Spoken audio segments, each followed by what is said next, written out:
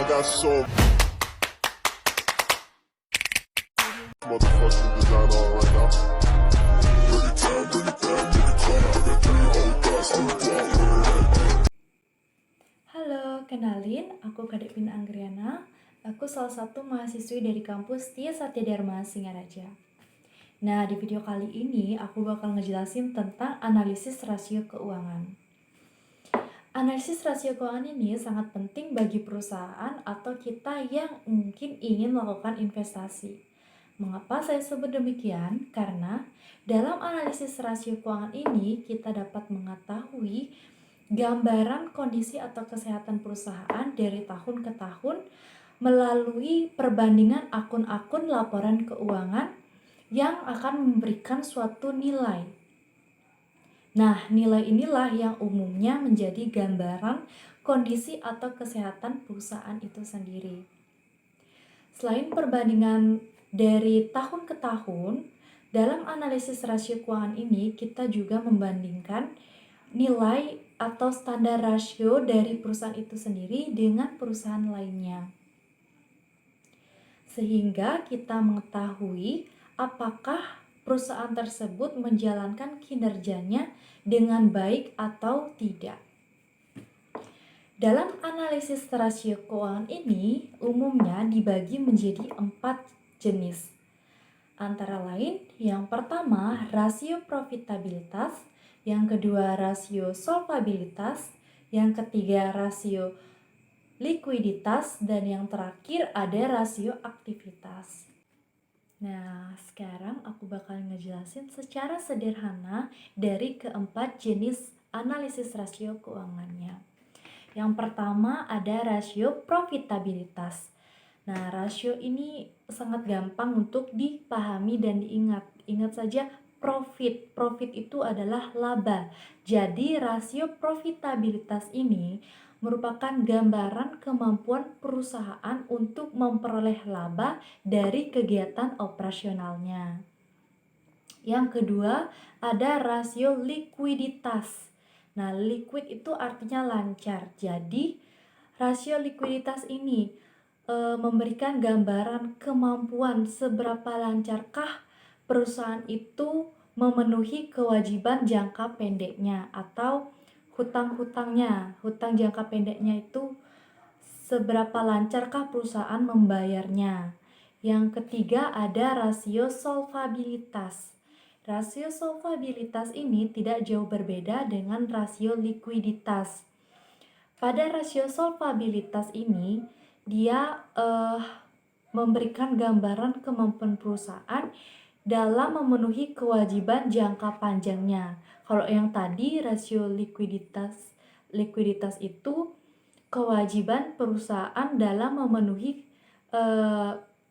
atau membayar hutang jangka pendeknya. Kalau solvabilitas, bagaimana perusahaan memenuhi kewajibannya atau membayar hutang jangka panjangnya.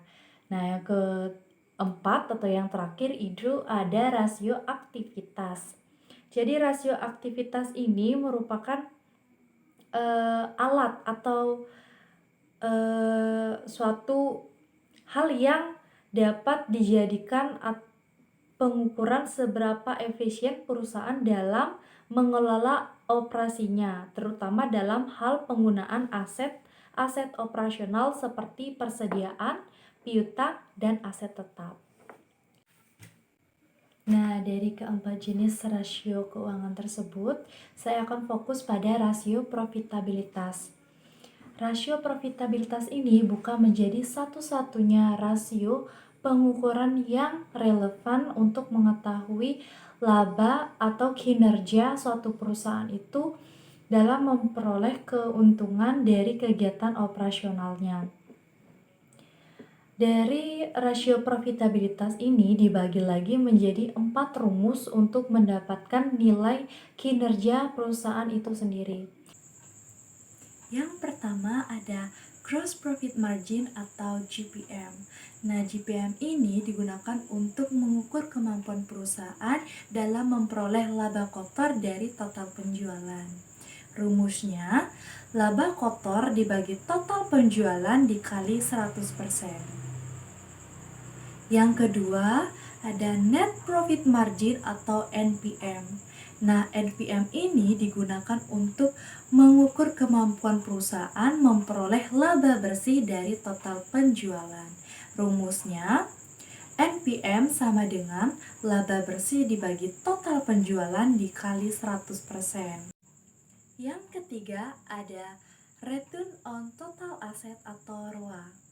Nah, ROA ini digunakan untuk mengetahui efisiensi perusahaan menggunakan total aset untuk mendapatkan keuntungan.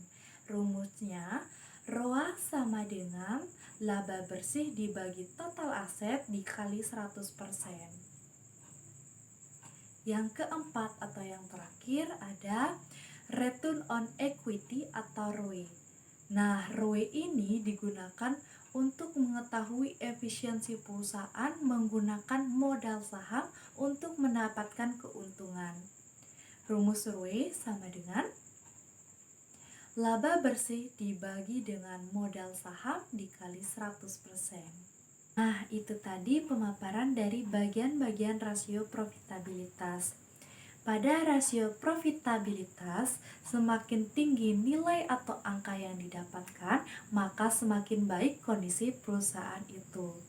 Namun, dalam kutip, dalam menganalisis rasio profitabilitas diperlukan beberapa periode laporan-laporan lainnya serta diperlukan perbandingan standar rasio perusahaan lainnya yang sejenis untuk mendapatkan gambaran yang lebih relevan. Jadi itu tadi penjelasan tentang rasio profitabilitas yang dimana dijadikan gambaran untuk mengetahui kondisi atau kesehatan perusahaan. Semoga di video aku kali ini dapat memberikan manfaat bagi kita semua, dan jangan lupa like, comment, and share. Thank you, bye-bye. Audio Jungle.